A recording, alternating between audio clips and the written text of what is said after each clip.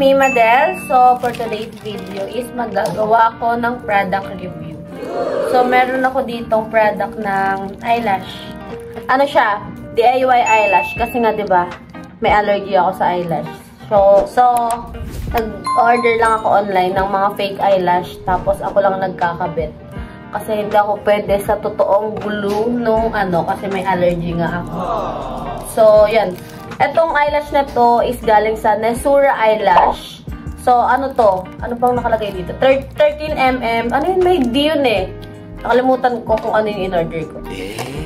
May tingin ka. No. Tapos meron siyang glue, eyelash glue, net 5ml fast dry glue.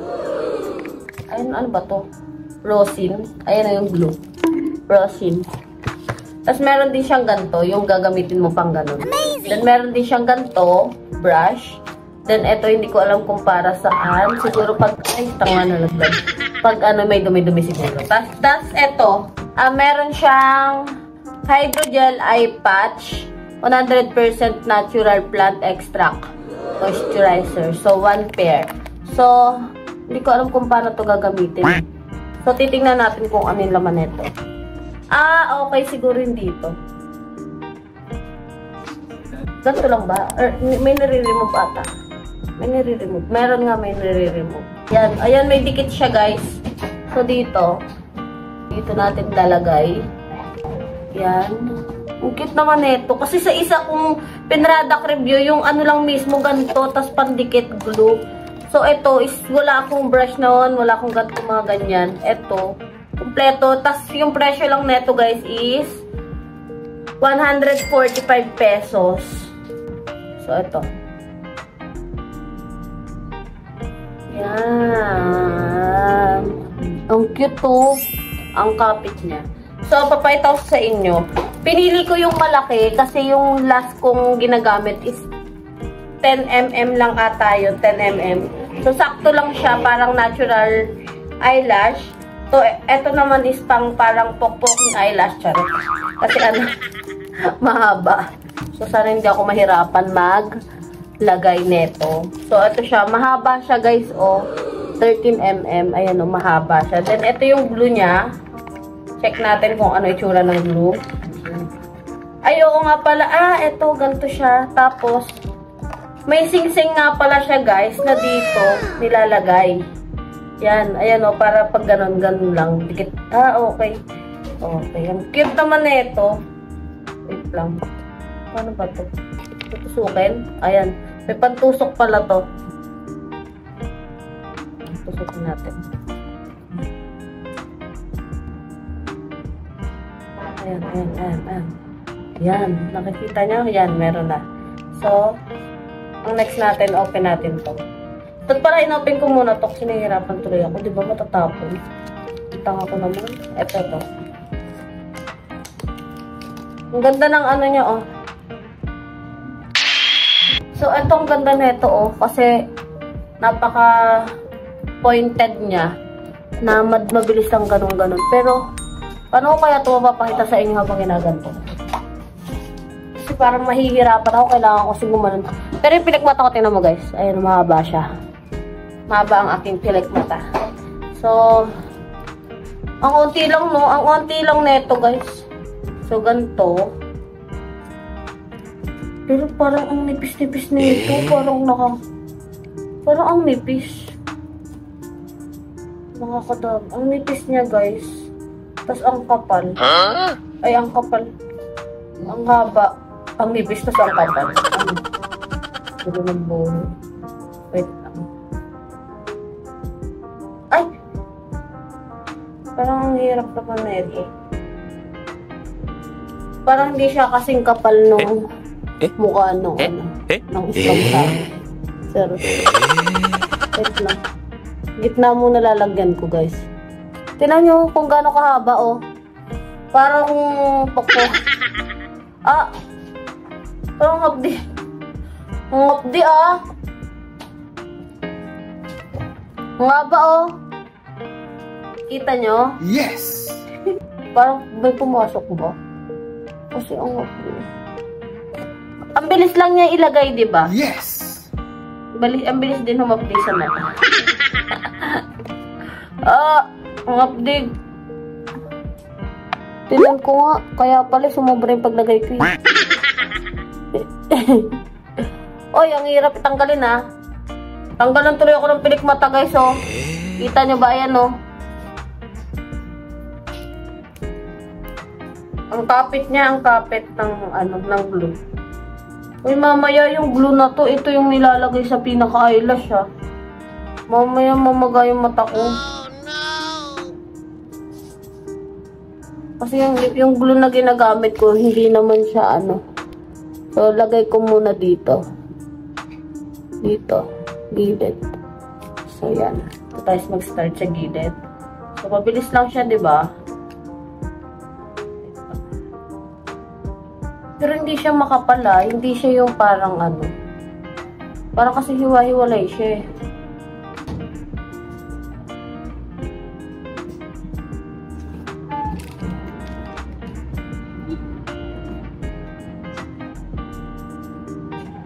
So, diba?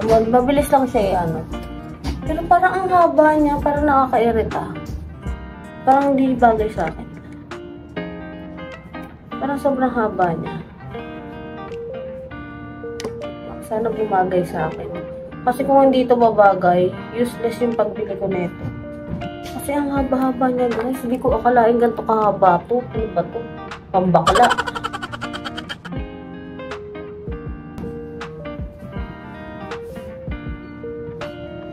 So, yan.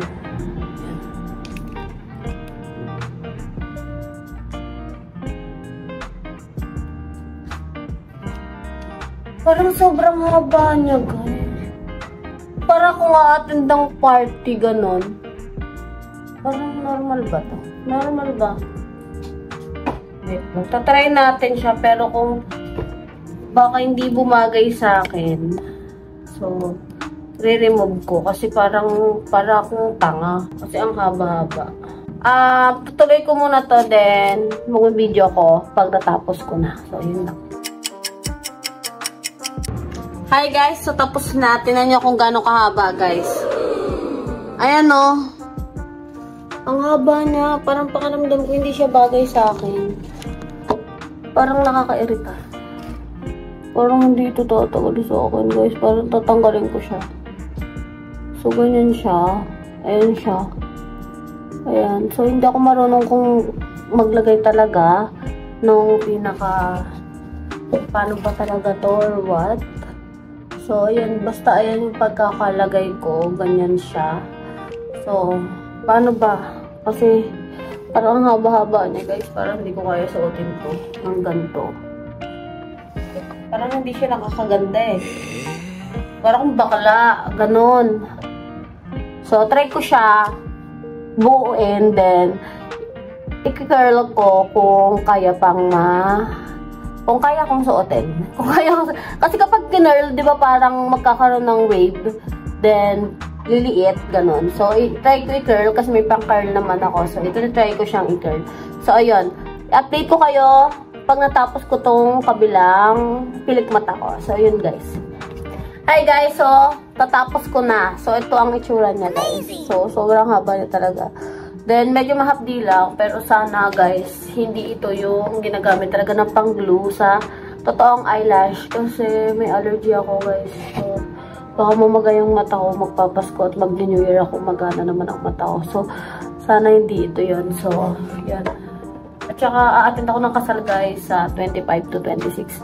So, kailangan kong hindi mag-aking mata. So, yan. Nawawala naman kasi kanina ito yung mahapde. So, ito yung next kasi kakatapos lang. So, kasi dati yung mga eyelash ko is pag umabot mga ilang oras, biglang mamumula, mamamaga, yun na. Start na, nagdana, ganun. Ganyan yung mga past, eyelash na, nagpa-eyelash ako sa parlor. So, sa parlor sa salon. So, yun lang ba yan? So, ito, may brush siya. Try ko siyang i-brush. Yan. So, yan. So, parang hindi nga pantay eh. Kasi nga, bobo maglagay. So, parang bababa to. Kasi kinabit ko lang ulit to kasi parang hindi nga pantay. Kasi dito. Parang ayoko na lagyan yun dito guys. Hindi na ata nilalagyan yun. Kasi parang nakakasama. So, ayan. Okay na naman siya. Mahaba nga lang. So, try ko siya i-curl. Tingnan ko kung okay naman sa akin. So, ito is, hindi ko alam kung para saan. Panglinis siguro. Ganon. Panglinis. Aray. Aray ah. Hindi ko alam kung paano to. Pangulangot. So, hindi ko alam. Basta yun, guys. Ito yung natira. May mga, laktaw-laktaw. So, ayan. So, ayan, guys. Check ko to. Tanggalin ko to.